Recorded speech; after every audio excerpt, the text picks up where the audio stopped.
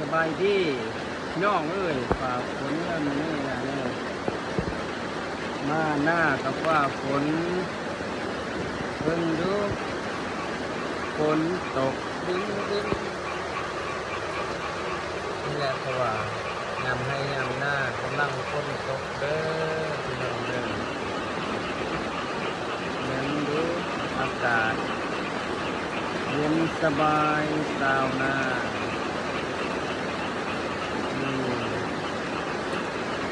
เขากากำลังเที่ยวน้ำเด้อพี่น้องเด้อดู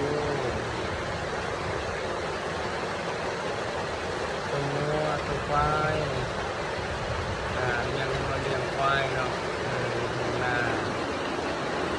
ตอนนี้แหละจะได้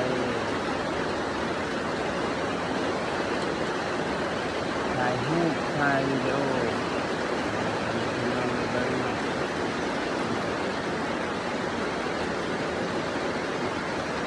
ใส่ต้นตะงัวเนาะมีบอลให้อยู่หน้าเปียกนั่นแหละมีบอลให้งัวอยู่เด็กหน้าก็น้อย